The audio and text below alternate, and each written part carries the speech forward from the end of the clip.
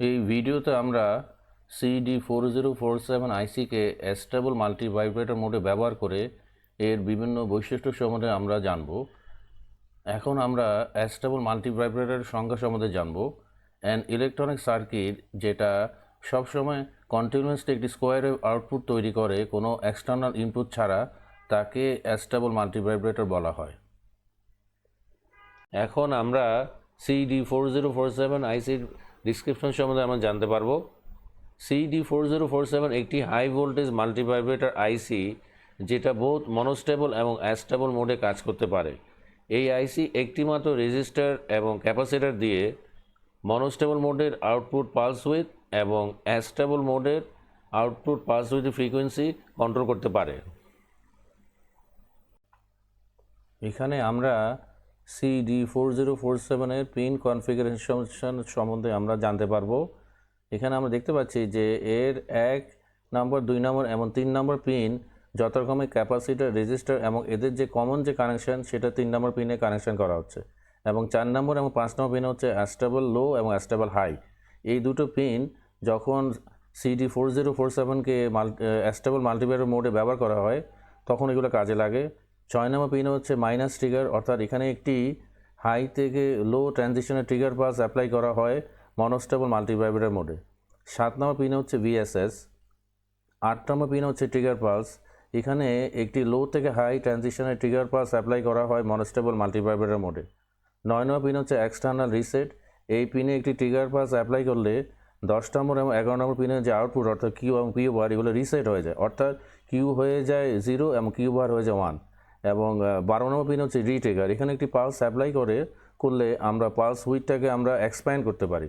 13 নম্বর pin হচ্ছে oscillator output. এখানে এমন একটি স্কোয়ারের আউটপুট বের হয় যেটা ফ্রিকোয়েন্সি কিউ এবং পিউ বার আউটপুট থেকে যে স্কোয়ারে বের হয় সেটা ফ্রিকোয়েন্সি যে দ্বিগুণ।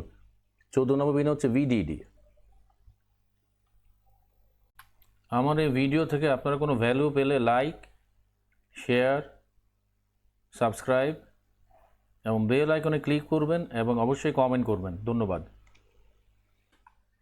এখানে আমরা CD4047 অ্যাস্টেবল মাল্টিভাইব্রেটরের স্কিম্যাটিক ডায়াগ্রাম দেখতে পাচ্ছি।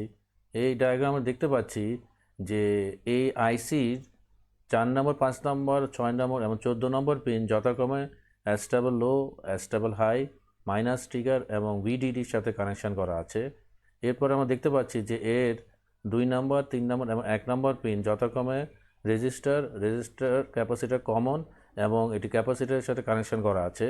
এখানে আমরা একটি 50 হার্জ একটি স্কোয়ার ওয়েভ আউটপুট পাওয়ার জন্য আমরা 2 নম্বর এবং 3 নম্বর পিনের মধ্যে একটি 40K রেজিস্টার আমরা ব্যবহার করেছি, এবং 3 নম্বর এবং 1 নম্বর পিনের মধ্যে একটি 0.1 মাইক্রোফ্যারাড ক্যাপাসিটর আমরা ব্যবহার করেছি। এখানে 40K যেহেতু একটি স্ট্যান্ডার্ড মান রেজিস্টার না, সেজন্য আপনারা 18K এবং 22K রেজিস্টার ব্যবহার করতে পারেন। এরপর আমরা দেখতে পাচ্ছি এআইসির 12, 9, 8 এবং 7 নম্বর পিন যথাক্রমে রিট্রিগার, এক্সটার্নাল রিসেট এবং প্লাস ট্রিগার এবং পরিশেষে VSS এর সাথে কানেকশন করা আছে। এরপর আমরা দেখতে পাচ্ছি যে এআইসির 13 নম্বর, 10 নম্বর এবং 11 নম্বর পিন যথাক্রমে অসিলেটর আউট, কিউ এবং কিউ বারের সাথে কানেকশন করা আছে। এখানে আমরা CD4047 অ্যাস্টেবল মাল্টিভাইব্রেটরের ওয়ার্কিং স্কিম্যাটিক ডায়াগ্রাম আমরা দেখতে পাচ্ছি। এই ওয়ার্কিং স্কিম্যাটিক ডায়াগ্রামটি হুবহু নর্মাল স্কিম্যাটিক ডায়াগ্রামের মতো, তবে আমরা এর একটি পার্থক্য হচ্ছে যে আমরা এখানে এই আইসির আউটপুট ওয়েভফর্ম দেখার জন্য এর 13, 10 এবং 11 নম্বর পিন একটি অসিলোস্কোপের সাথে, একটি ডিজিটাল অসিলোস্কোপের সাথে আমরা কানেকশন দিয়েছি। এখন আমরা CD4047 এর আউটপুট ওয়েভফর্মস একটি ডিজিটাল অসিলোস্কোপের মাধ্যমে দেখতে পাবো।